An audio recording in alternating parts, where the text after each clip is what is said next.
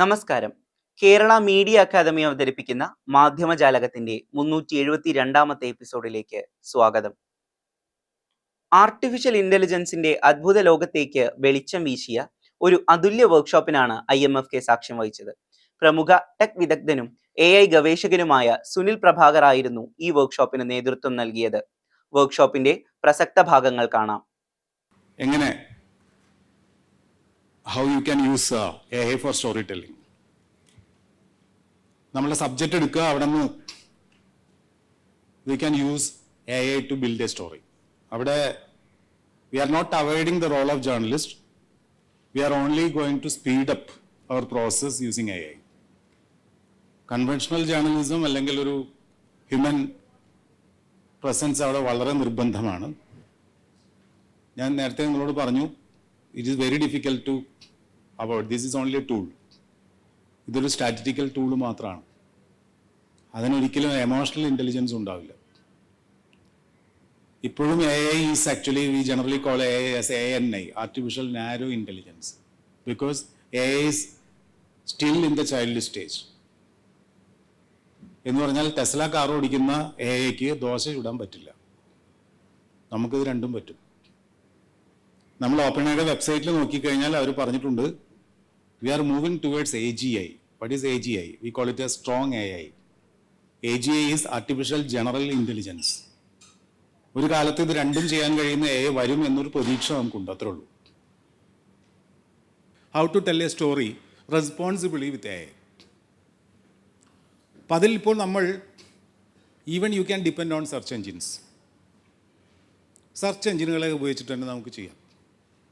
കാര്യം ഇപ്പോൾ search എൻജിനുകളെല്ലാം AI ബാക്ക്ഡാണ്. ഇപ്പോൾ Google is using something called BERT. Right from 2018 they are using something called BERT, Bidirectional Encoder Representation from Transformers. GPT-യിലുള്ള same സാധനം, generative pre trained transformer. Same neural network they are using in behind Google. So the search engines are intelligent now, where you can ask a question instead of some keywords. കീവേഡുകൾക്ക് പകരം നിങ്ങൾക്ക് ചോദ്യങ്ങൾ ചോദിക്കാം.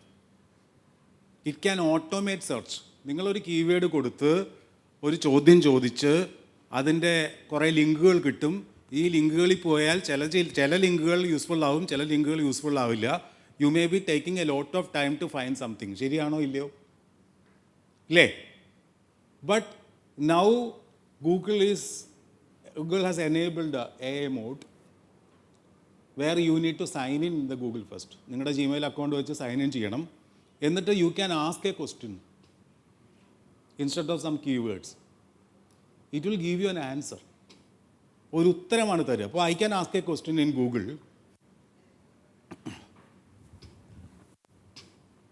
I can take Google,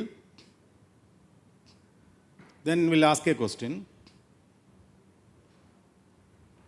google.com. എന്ത് ചോദ്യം നിങ്ങൾക്കും പറയാമില്ലെങ്കിൽ I am asking question. What was the contribution of Mahatma Gandhi to make India free? Okay, I am getting an AI overview before the links. I am getting a lot of links. And before the links, I am getting some AI overview. What is the AI overview? It is an automated search. Search automation ആണ്. എന്ന് പറഞ്ഞാൽ by understanding your query, Google is visiting some trustworthy websites, reading that information from that website and generating an answer. നിങ്ങൾ ചോദിച്ച ചോദ്യത്തിൻ്റെ സാന്ദർഭികമായ അർത്ഥം മനസ്സിലാക്കി അതിൻ്റെ ഉത്തരം കാണാൻ കഴിയുന്ന വിശ്വസനീയമായ കുറേ വെബ്സൈറ്റുകളിൽ പോയി ആ വിവരം വായിച്ച് നിങ്ങൾക്ക് വേണ്ട ഒരു ഉത്തരം എസ്സേ രൂപത്തിൽ തയ്യാറാക്കി തന്നു. നിങ്ങൾ വേറെ ഒരു വെബ്സൈറ്റും പോകണ്ട. ഇവിടെ what is advantage of it? Here you can see chain link icon here. With each paragraph, click on it, some links will appear on the right side. അടുത്ത താഴെയുള്ളതിൽ click on it, some link will appear. Click on it, some link will appear. എന്ന് പറഞ്ഞാൽ ഈ paragraph ഉണ്ടാക്കിയത് ഈ പറഞ്ഞ സൈറ്റുകളിൽ പോയി വായിച്ചിട്ടാണ്. This is automating search. search automation. So it can read and understand information contextually relevant to your question. നിങ്ങളുടെ ചോദ്യത്തിന് ആ സാന്ദർഭികമായ അതിൻ്റെ അർത്ഥം മനസ്സിലാക്കി അതിൻ്റെ റെലവൻസ് മനസ്സിലാക്കി അത് കുറേ വെബ്സൈറ്റുകൾ കണ്ടുപിടിച്ച് നോക്കി. നിങ്ങൾ ഇത്രയും വെബ്സൈറ്റ് സന്ദർശിച്ച് ഇത് വായിച്ചുണ്ടാക്കാൻ എത്ര സമയം എടുക്കും? It is actually speeding up your process, where you can verify with the original sources, is telling the source. There is a big limitation here. ഇവിടെ നമുക്ക് ആകെ ചെയ്യാവുന്ന ഇറ്റ് ക്യാൻ ഓട്ടോമേറ്റ് സെർച്ച്. നിങ്ങൾക്ക് വേണ്ടി നിങ്ങളെക്കാൾ വേഗത്തിൽ കുറേ വെബ്സൈറ്റുകൾ കണ്ടുപിടിച്ച് വായിച്ച് ഒരു സാധനം ഉണ്ടാക്കാൻ പറ്റും. It is speeding up actually. But speed up ചെയ്തുകൊണ്ട് വല്ല കാര്യമുണ്ടോ? കാരണം ഈ കരുന്ന എല്ലാ കോടാനുകോടി വെബ്സൈറ്റുകൾ ഉണ്ടെങ്കിൽ പോലും this is actually coming from the public web. Publicly visible ഇൻ്റർനെറ്റിൽ നിന്ന് വരുന്നുള്ളൂ. ഇൻ്റർനെറ്റിലെ ആകെ ഇൻഫർമേഷൻ്റെ 20% എവിടെയുള്ളൂ? പബ്ലിക്കലി വിസിബിൾ ഉള്ളൂ. ഈ നോർമൽ സെർച്ച് ഒരിക്കലും പ്രൈവറ്റ് വെബിലേക്ക് പോവില്ല. അപ്പോൾ അതിൽ നിന്ന് നമുക്ക് ഇൻഫർമേഷൻ കിട്ടുന്നതിന് പരിമിതികളുണ്ട്. പബ്ലിക്കലി അവൈലബിൾ സാധനം മാത്രമേ കിട്ടുള്ളൂ. അതൊരു ലിമിറ്റേഷനാണ്. ഇപ്പോൾ എസ്പെഷ്യലി ഫോർ റിസർച്ച്, ഇപ്പോൾ നമ്മൾ I am actually conducting a for academic research. കാരണം ഇൻ്റർനെറ്റിൽ ഇൻഫർമേഷൻ്റെ 20% മാത്രമേ പബ്ലിക്കലി അവൈലബിൾ ഉള്ളൂ. 80% it is behind the or below the sea level, dark അല്ലെങ്കിൽ ഡീപ്പ് വെബ് എന്ന് പറയാം. അപ്പോൾ എല്ലാവരും തെറ്റിദ്ധരിക്കുന്ന ഒരു കാര്യമുണ്ട്, ഡീപ്പ് വെബ് മുഴുവൻ ഡാർക്ക് വെബാണോ? അല്ല. Dark web is only a relevant portion of deep web. Deep എന്ന് പറഞ്ഞ അർത്ഥം എന്താ? Any information which is controlled by a login or an access control comes under deep web. നിങ്ങളുടെ ജിമെയിൽ അക്കൗണ്ട് ഡീപ്പ് വെബിലാണ്. കാര്യം അത് പബ്ലിക്കിന് കാണാൻ പറ്റുമോ? ഇല്ല.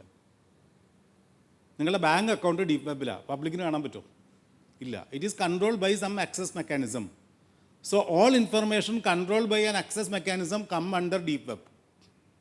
ഇതിൻ്റെ അഡ്വാൻറ്റേജ് എന്താ?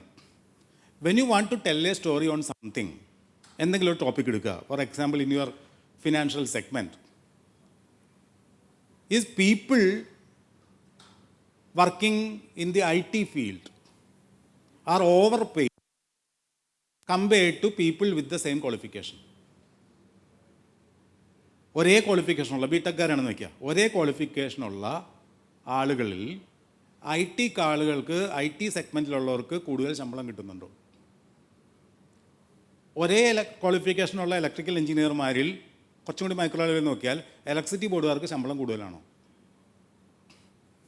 ഇങ്ങനൊരു എന്താ പറയുക, ഒരു ഇൻവെസ്റ്റിഗേറ്റീവ് സ്റ്റോറി ചെയ്യണമെങ്കിൽ നിങ്ങൾക്ക് എന്ത് ചെയ്യാൻ പറ്റും? You need to collect information. എങ്ങനെ കളക്ട് ചെയ്യും? First you need to break your main open ended questions into answerable sub questions. എന്ത് ചെയ്യിക്കാം? ഒരു ചോദ്യം ഉണ്ടാക്കാം. എങ്ങനെ? ബിടെക് ക്വാളിഫിക്കേഷൻ ഉള്ളവരുടെ IT സെഗ്മെൻറ്റിലെ ശമ്പളം എത്രയാണ്? ഇവിടെ ചോദിക്കാമല്ലോ. You can collect some information ഇല്ലേ? അതേ ബിടെക്കുകാർ ടീച്ചിങ് പ്രൊഫഷണൽ ഉള്ളവരുടെ ശമ്പളം എത്രയാണ്? മറ്റ് കമ്പനികളിൽ IT അല്ലാത്ത മറ്റ് കമ്പനികളിൽ ജോലി ചെയ്യുന്നവരുടെ ശമ്പളം എത്രയാണ്? ഇലക്ട്രിസിറ്റി ബോർഡിൽ ജോലി ചെയ്യുന്നവരുടെ ഇതേ ക്വാളിഫിക്കേഷൻ ഉള്ളവരുടെ ശമ്പളം എത്രയാണ്? So you can break it to multiple questions. So you are going to get multiple answers. ഇതുപോലുള്ള കുറേ ആൻസറുകൾ കിട്ടും. അതെല്ലാം നമ്മൾ വെരിഫൈ ചെയ്യേണ്ടി വരും.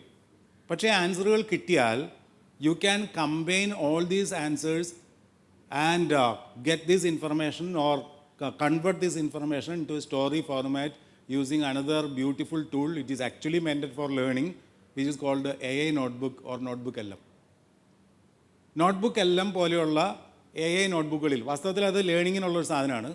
നിങ്ങൾ ഈ 10 സ്റ്റോറിയുടെ ഇവിടെ here I can export this story to ഇവിടെ എക്സ്പോർട്ട് അല്ലെങ്കിൽ or I can export this story to Google Doc. I can export it to Google Doc. It will open in Google Doc. Then you can open it in Google Doc. It will open. What was the contribution of Mahatma Gandhi? With all citations. You will get all citations here. ഏത് വെബ്സൈറ്റിൽ നിന്നൊക്കെയാണ് എടുത്തിരിക്കുന്നതെന്ന് കിട്ടും. Where you can check the credibility of that website. Information കറക്റ്റാണോ എന്ന് check ചെയ്യാൻ വേറെ പല മാർഗ്ഗങ്ങളുണ്ട്. Normally ജേർണലിസ്റ്റിൻ്റെ ജോലി അവിടെ ഉണ്ട്, വെരിഫിക്കേഷൻ ഉണ്ട്. അതിനെ റീപ്ലേസ് ചെയ്യാൻ പറ്റില്ല. Then you can have this much answers, 5 or 10 answers about your question by ആദ്യത്തെ ചോദ്യത്തെ ചെറിയ ചെറിയ നുറുങ്ങുകളാക്കി മാറ്റി ചോദ്യം ചോദിച്ചാൽ ഇതുവരെ ഉത്തരങ്ങൾ കിട്ടും. ഈ ഉത്തരങ്ങളെല്ലാം നിങ്ങൾക്കൊരു ഡോക് ഫയലാക്കി മാറ്റാം. You can put it in your Google drive. നിങ്ങളുടെ ഗൂഗിൾ ഡ്രൈവിൽ ഇടാം. ഈ ഗൂഗിൾ ഡ്രൈവിൽ ഇട്ട 10, 20, 30 ചോദ്യങ്ങൾക്കുള്ള ഉത്തരം you can directly connect to notebook LM. Notebook LMലേക്ക് നേരിട്ട് കണക്ട് ചെയ്യാം. കണക്ട് ചെയ്താൽ നോട്ട്ബുക്ക് LM എന്താ ചെയ്യുക? Gemini is working behind, but they are using a different model called learning model. Learning മോഡലിൻ്റെ പ്രത്യേകത എന്ന് വെച്ച് കഴിഞ്ഞാൽ it is tuned with a different parameter. അതുകൊണ്ടുള്ള ഗുണം you can add these stories as resources. ചിലപ്പോൾ നിങ്ങളുടെ കയ്യിൽ ഇതല്ലാതെ ഒരു സോഴ്സ് ഉണ്ടാവും ഓൾറെഡി കിട്ടിയത്. You can also upload that source. That source can be anything. ഈ സോഴ്സ് എന്തും ആവാം. ഒരു PDF ആവാം, ഒരു ഓഡിയോ ആവാം, ഒരു വീഡിയോ, ആരെങ്കിലുമായിട്ടുള്ള വീഡിയോ ഡിസ്കഷൻ ആവാം, യൂട്യൂബ് ലിങ്ക് ആവാം, എന്തും ആവാം. Any digital format. ഇതെല്ലാം ആ നോട്ട്ബുക്കിലേക്ക് ശേഖരിച്ചാൽ immediately you can read and understand all these 30 or 50 sources. In free mode you can go to 50 sources then can generate an article or news article based on it. വായിച്ച് നോക്കി verify ചെയ്യേണ്ട ഒരേ ഒരു പണി മാത്രമേ ആർക്കുള്ളൂ. ഇത് ശരിയായ ആംഗിളിലാണോ എന്നുള്ള ജേർണലിസ്റ്റിക് ജോബ് മാത്രമേ ഇങ്ങോട്ട് ബാക്കിയുള്ളൂ. ബാക്കി ഈ ഇൻവെസ്റ്റിഗേറ്റീവ് സ്റ്റോറി മണിക്കൂറുകൾക്കുള്ളുണ്ടാവും. പോയ വാരം മാധ്യമങ്ങളിൽ ദൃശ്യമായ വാർത്താ ചിത്രങ്ങളെക്കുറിച്ച് ഫോട്ടോ ജേർണലിസ്റ്റ് ബി ചന്ദ്രകുമാർ സംസാരിക്കുന്നു. ചിത്രജാലകത്തിലേക്ക് സ്വാഗതം.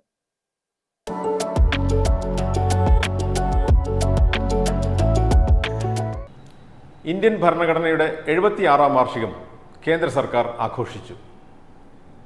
ചടങ്ങിൽ മന്ത്രിമാർക്കും നേതാക്കൾക്കുമൊപ്പം രാഷ്ട്രപതി ദ്രൗപദി മുർമുവും പ്രധാനമന്ത്രി നരേന്ദ്രമോദിയും കൈകൂപ്പി നിൽക്കുന്ന PTI പങ്കുവച്ച ചിത്രം മിക്ക പത്രങ്ങളിലും കണ്ടു. ഇന്ത്യൻ പാർലമെന്റ് അങ്കണത്തിലെ ഒരു കാറിൽ ഒരു നായയെ കണ്ടപ്പോൾ PTI ഫോട്ടോഗ്രാഫർ ക്യാമറ എടുത്ത് ഒറ്റ ക്ലിക്ക്. പ്രതിപക്ഷ പാർട്ടിയായ കോൺഗ്രസിന്റെ MP രേണുക ചൗധരി വന്ന കാറായിരുന്നു അത്. തെരുവിൽ നിന്ന് കിട്ടിയതാണ് നായ എന്നാണ് MP പറഞ്ഞത്. എന്തായാലും BJP MPമാർക്ക് അതത്ര രസിച്ചില്ല. നായയ്ക്ക് പാർലമെന്റിൽ എന്താ കാര്യമെന്നായി അവർ. ഇത് കടിക്കില്ലെന്നും കടിക്കുന്നവർ പാർലമെന്റിന് അകത്താണ് ഉള്ളതെന്നും ആയിരുന്നു രേണുക ചൗധരി തിരിച്ചടിച്ചത്. അത് BJP MPമാരെ കൂടുതൽ ചൊടിപ്പിച്ചു. അവർ പ്രതിഷേധിക്കുകയും നടപടി വേണമെന്ന് ആവശ്യപ്പെടുകയും ചെയ്തു. നായയാണോ പ്രധാന വിഷയം എന്ന് ചോദിച്ചുകൊണ്ട് പ്രതിപക്ഷ നേതാവ് രാഹുൽ ഗാന്ധി കൂടി എത്തിയതോടെ ഇന്ത്യൻ പാർലമെന്റിലെ നായ വിഷയം ലോക വാർത്തയായി. ഇതേസമയം ഇങ്ങ് കേരളത്തിൽ ഒരു പ്രതിഷേധ സമരം നടക്കുകയുണ്ടായി. ഫോട്ടോഗ്രാഫർ നിർമ്മൽ ഹരീന്ദ്രൻ പകർത്തിയ ആ ചിത്രം ദ ഹിന്ദു പത്രത്തിലാണ് കണ്ടത്. തൊഴിലാളി വിരുദ്ധ ലേബർ കോഡുകൾക്കെതിരെ കേരളത്തിലെ സംയുക്ത ട്രേഡ് യൂണിയൻ പ്രവർത്തകരായിരുന്നു ആ പ്രതിഷേധം സംഘടിപ്പിച്ചത്. യുദ്ധവിമാന സുരക്ഷ ഉറപ്പാക്കുന്നതിനുള്ള ഇന്ത്യയുടെ ഹൈസ്പീഡ് റോക്കറ്റ് ടെസ്റ്റ് ചണ്ഡീഗഡിൽ നടക്കുന്നതിൻ്റെ വിസ്മയിപ്പിക്കുന്ന ഒരു ഫോട്ടോ മനോരമയിൽ കണ്ടു. 800 കിലോമീറ്റർ വേഗത്തിൽ പായുന്ന തീതുപ്പുന്ന റോക്കറ്റിൽ നിന്ന് പൈലറ്റ് പുറത്തേക്ക് ചാടുന്നതും പാരച്യൂട്ട് വഴി രക്ഷപ്പെടുന്നതുമായ പരീക്ഷണമാണ് നടന്നത്. ഹോങ്കോങ്ങിലുണ്ടായ അഗ്നിബാധയുടെ ചിത്രങ്ങൾ മാധ്യമങ്ങളിൽ കണ്ടു. 31 നിലകളുള്ള ഫ്ലാറ്റ് സമുച്ചയങ്ങൾ നിമിഷങ്ങൾ കൊണ്ടാണ് ചാരമായത്. 150-ലേറെ പേർ മരണപ്പെട്ടുവെന്നും അതിലേറെ പേരെ കാണാതായെന്നുമാണ് റിപ്പോർട്ട്. കനത്ത മഴയെ തുടർന്ന് നാശം വിതച്ച പ്രളയത്തെ തുടർന്ന് ശ്രീലങ്കയിൽ അടിയന്തരാവസ്ഥ പ്രഖ്യാപിച്ചു. 200-ലേറെ പേർ മരണപ്പെടുകയും അതിലേറെ പേരെ കാണാതാവുകയും ചെയ്ത ദുരന്തത്തിൻ്റെ വ്യത്യസ്ത കാഴ്ചകൾ മാധ്യമങ്ങളിൽ കണ്ടു. ഇന്ത്യയിൽ നിന്നുള്ള ദുരിതാശ്വാസ സാമഗ്രികളുമായി ശ്രീലങ്കയിലേക്ക് പുറപ്പെടാൻ ദേശീയ ദുരന്ത നിവാരണ സേന തയ്യാറെടുക്കുന്നതിൻ്റെ ഒരു ചിത്രവും മാധ്യമങ്ങളിൽ കണ്ടു.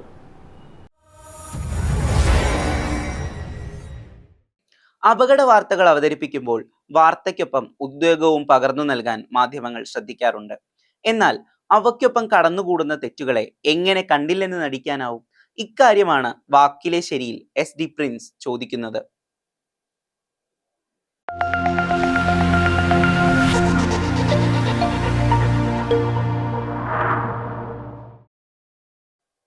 അപകടം മാത്രമല്ല, അപകട സാധ്യതയും അപകട ഭീഷണിയുമൊക്കെ വാർത്തയാകാറുണ്ട്. ഇത്തരം സംഭവങ്ങൾ വാർത്തയാകുമ്പോൾ വാർത്തയ്ക്കൊപ്പം ഉദ്വേഗവും നമ്മളിലേക്ക് പകരാൻ മാധ്യമങ്ങൾ ശ്രമിക്കാറുണ്ട്. അവരതിൽ വിജയിക്കാറുമുണ്ട്. കഴിഞ്ഞ ദിവസം ഇതുപോലൊരു വാർത്ത കണ്ടിരുന്നു. ഇടുക്കി ജില്ലയിൽ അടിമാലിക്കടുത്ത് ഒരു സ്കൈ ഡൈനിങ് റെസ്റ്റോറൻറ്റ് അത് കേടായി. 3 മണിക്കൂറോളം അതിൻ്റെ തകരാറ് നിലനിന്നു. ഈ 3 മണിക്കൂർ അതിനകത്തിരുന്ന കുടുംബത്തിൻ്റെ ഒരാശങ്ക അതും വാർത്തയിലൂടെ നമ്മളിലേക്ക് എത്തിയിരുന്നു. സ്കൈ ഡൈനിങ് കേടായി 120 അടി ഉയരത്തിൽ കുടുങ്ങി ഒരു കുടുംബം എന്നായിരുന്നു ഒരു പത്രം റിപ്പോർട്ട് ചെയ്തത്. മലയാള മനോരമ അതിനെ കുറച്ചുകൂടെ നാടകീയമാക്കി നോക്കി.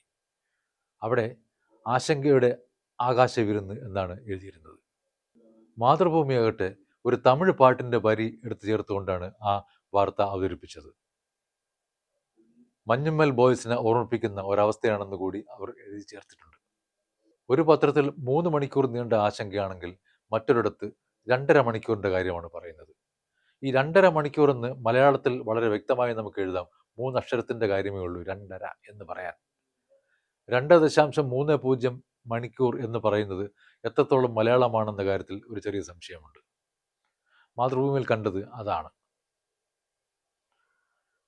വാർത്തയും ഉദ്വേഗവും ഒക്കെ നമ്മളിലേക്ക് പകരുന്നതിനോടൊപ്പം അതുമായി ബന്ധപ്പെട്ട ചില വിവരങ്ങൾ നൽകാൻ പത്രങ്ങൾ ശ്രമിക്കാറുണ്ട്.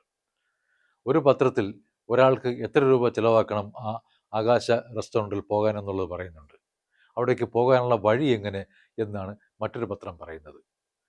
കാര്യം വാർത്തയും ആശങ്കയും ഒക്കെ പകരുന്നതിനൊപ്പം കുറച്ച് വിവരങ്ങൾ കൂടി പകരുന്നത് നല്ല കാര്യം തന്നെയാണ്. ഒരു പത്രത്തിൽ പ്ലാറ്റ്ഫോമിൽ കയറിയ കുടുംബം എന്ന് എഴുതാനാണ് അവർ നോക്കിയത്. പക്ഷേ പ്ലാറ്റ്ഫോമിൽ കയറി കുടുംബം എന്നായിപ്പോയി. അത് വരുമ്പോൾ ആ വാക്യം തീരെ മലയാളമായി തോന്നുന്നില്ല. വ്യാകരണ പിശക് അവിടെ എടുത്തു കാണുന്നുണ്ട്. വ്യാകരണത്തിൻ്റെയും വാക്കുകളുടെ അടുക്കിൻ്റെ കാര്യത്തിലുമൊക്കെ പത്രങ്ങൾ പലപ്പോഴും ശ്രദ്ധിക്കാറില്ല എന്ന് വേണം കരുതാൻ. കഴിഞ്ഞ ദിവസം ക്രിക്കറ്റുമായി ബന്ധപ്പെട്ട ഒരു വാർത്ത കണ്ടിരുന്നു. അത് ക്രിക്കറ്റ് ടെസ്റ്റ് പരമ്പരകളിൽ തുടർച്ചയായുള്ള തോൽവി എന്തിനെ സൂചിപ്പിക്കുന്നതിനെക്കുറിച്ചുള്ള ഒരു വാർത്തയായിരുന്നു. തോറ്റു, ഇനി തിരുത്തുമോ എന്നാണ് ശീർഷകം.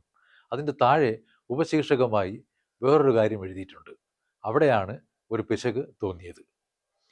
ടെസ്റ്റ് പരമ്പരകളിലെ തുടർ തോൽവികൾ സൂചന നൽകുന്നത് ഇന്ത്യൻ ക്രിക്കറ്റിലെ ശൈലി മാറ്റത്തിൻ്റെ ആവശ്യകത എന്നാണ് കാണുന്നത്. ഒറ്റയടിക്ക് നോക്കുമ്പോൾ ഒരു പൂർണ്ണ വാക്യമായി അത് തോന്നുന്നില്ല. ശീർഷകമായി പറഞ്ഞാലും വാക്കുകൾ എവിടെയൊക്കെ മാറിക്കിടക്കും പോലെ തോന്നുന്നു. അതായത് ഇന്ത്യൻ ക്രിക്കറ്റിൻ്റെ ശൈലി മാറ്റത്തിൻ്റെ ആവശ്യതയിലേക്കുള്ള സൂചനയാണ് ഈ തോൽവികൾ നൽകുന്നത് എന്ന് പച്ച മലയാളത്തിൽ നേരെ ചൊവ്വയങ്ങ് പറഞ്ഞാൽ മതിയല്ലോ. അതിനു പകരം വാക്കുകൾ തലങ്ങനെ വിലങ്ങനെ എറിഞ്ഞിട്ട് ക്രിക്കറ്റിൻ്റെ ശൈലിയിൽ ക്യാച്ച് എന്ന് പറയും പോലെ ഇരിക്കും ഈ ഒരു ശീർഷകം. അതവിടെ നിൽക്കട്ടെ. വനിതാ ക്രിക്കറ്റിലേക്ക് വരാം. അവിടെ വനിതാ പ്രീമിയർ ലീഗ് ക്രിക്കറ്റിൽ തിളങ്ങിയ താരങ്ങളെക്കുറിച്ചാണ് പറയുന്നത്. അത് ക്രിക്കറ്റിലല്ല, ലേലത്തിൽ തിളങ്ങിയ താരങ്ങളെക്കുറിച്ചാണ് പറയുന്നത്. അല്ലെങ്കിലും ഈയിടെയായി കളിക്കാരുടെ മികവിനെ അല്ല, അവർക്ക് ലേലത്തിൽ എത്ര രൂപ കിട്ടുന്നു എന്നതാണ് വാർത്തയായി പലപ്പോഴും വരുന്നത്. പ്രാധാന്യവും അതിനായി കഴിഞ്ഞു. മിന്നും താരം പൊന്നും വില എന്നാണ് ദീപ്തി ശർമ്മയെക്കുറിച്ച് പറഞ്ഞത്. 3.2 കോടിയാണ് ലേലത്തുക. മറ്റൊരു പത്രത്തിൽ ഇതിനെഴുതിയിരിക്കുന്നത് ലേല ദീപ്തി എന്നാണ്. ആ പേരും കൂടെ ചേർത്ത് കഴിഞ്ഞാൽ എന്തുമാകാമെന്നാണ് ധാരണ. സൂപ്പർ ലീഗ് കേരളയിലേക്ക് വന്നാലോ? കണ്ണൂർ വാരിയേഴ്സിനെ കാലിക്കറ്റ് തോൽപ്പിച്ചു. കണ്ണൂരും കടന്ന് കാലിക്കറ്റ് എന്ന് ഒരു പത്രം എഴുതിയിട്ടുണ്ട്. ജയം തുടർന്ന് കാലിക്കറ്റ് എന്ന് ഒരു പത്രം സാധാരണഗതിയിൽ എഴുതിയിട്ടുണ്ട്. എന്നാൽ കേരളകൗമുദിയിൽ കണ്ടത് വളരെ വ്യത്യസ്തമായ ഒരു ശീർഷകമാണ്. കണ്ണൂരിൻ്റെ കഞ്ഞിയിൽ കല്ലിട്ട് കാലിക്കറ്റ് എന്നാണ്. ഒരു പന്ത് കളി എവിടം വരെ കൊണ്ടെത്തിക്കുന്നു നോക്കുക. ഫിഫ അണ്ടർ-17 ലോകകപ്പ് പോർച്ചുഗൽ നേടി. ഇതിനെ പല രീതിയിൽ പത്രങ്ങൾ എഴുതിയിരുന്നു. ഒരു പത്രത്തിൽ പദവി ശീർഷകമായ പോർച്ചുഗോൾ എന്ന് കണ്ടിരുന്നു. പോർച്ചുഗൽ പവർ എന്നെഴുതിയ ഒരു പത്രവുമുണ്ട്. ഈ പോർച്ചുഗോൾ എന്നൊക്കെ ലോകകപ്പ് സമയത്ത് നമ്മൾ കണ്ട് കുറെ തളർന്നതാണ്. കളിയിൽ സമനില ഉണ്ടാകുന്നത് നാട്ടുനടപ്പാണ്. കളി കാണാനിരിക്കുന്നവർക്കും ഒരുപക്ഷെ കളിയെപ്പറ്റി എഴുതുന്നവർക്കും അത് വായിക്കാനിരിക്കുന്നവർക്കും മാത്രമാണ് പലപ്പോഴും ഇതിലൊരു പ്രയാസം തോന്നുക. കളിക്കാരുടെ കാര്യം അവർക്കല്ലേ അറിയാവൂ. സമനില എത്തുമ്പോൾ സ്വാഭാവികമായും സമനില എന്ന് പറയാറുണ്ട്. 2 ടീമുകൾക്കും ഒരുപക്ഷെ സമനില ഒരാവശ്യമായിരുന്നെങ്കിൽ, 2 പേർക്കും അതൊരാശ്വാസമായിരുന്നെങ്കിൽ ശീർഷകമായി വരുന്നത് സമാശ്വാസം എന്നാണ്. കളിയിൽ ഒരു സമനിലയെങ്കിലും നേടുന്നത് വലിയ നേട്ടമാണെന്ന് വരുമ്പോൾ വേണമെങ്കിൽ പത്രത്തിലും ആളുകൾ ആർപ്പ് വിളിക്കും. അതുകൊണ്ടാണല്ലോ ആർപ്പോ ഈ ഡ്രോ എന്നൊക്കെയുള്ള ശീർഷകം നമ്മൾ പലപ്പോഴും കാണുന്നത്. സമനില പതിവാകുമ്പോൾ അല്ലെങ്കിൽ ഇനി സമനിലയെ മാർഗമുള്ളൂ എന്ന് വരുമ്പോൾ സമനില ശരണം എന്ന് പത്രങ്ങൾ എഴുതുന്നത് സ്വാഭാവികം മാത്രമാണ്. ക്ഷമയോടെ കളിച്ചു നിന്ന് എങ്ങനെയെങ്കിലും സമനിലയെങ്കിലും ഒപ്പിക്കുമ്പോൾ, അതുമല്ലെങ്കിൽ കാണാനിരിക്കുന്നവരുടെ ക്ഷമ പരീക്ഷിക്കുന്ന രീതിയിൽ കളിക്കുമ്പോഴൊക്കെ വരുന്നൊരു ശീർഷകമുണ്ട്, ക്ഷമനില എന്നത്. അത് ഈയിടെ കണ്ടൊരെണ്ണമാണ്. കളി വളരെ വിരസമായ രീതിയിൽ ആണ് പോകുന്നതെങ്കിൽ ഒരുപക്ഷെ ശീർഷകമായി വരുന്നത് വിരസനില എന്നാണ്. മുൻപെങ്ങും കാണാത്ത ഈ വിരസനില കഴിഞ്ഞ ആഴ്ച ഒരു പത്രത്തിൽ കണ്ടിരുന്നു. പത്രം വിചിത്രമായാലും വിരസമാകരുതെന്നാണല്ലോ പ്രമാണം. അതുകൊണ്ട് ഇങ്ങനെയൊക്കെ വന്നുകൊണ്ടേയിരിക്കും. നമുക്ക് വായിച്ച് രസിക്കാനുള്ള വകയുമുണ്ട്. IMFKയുടെ ഭാഗമായി MBS യൂത്ത് കൊയർ അവതരിപ്പിച്ച സംഗീത പരിപാടിയുടെ പ്രസക്ത ഭാഗത്തോടുകൂടി ഈ ലക്കം മാധ്യമജാലകം അവസാനിക്കുന്നു. നന്ദി.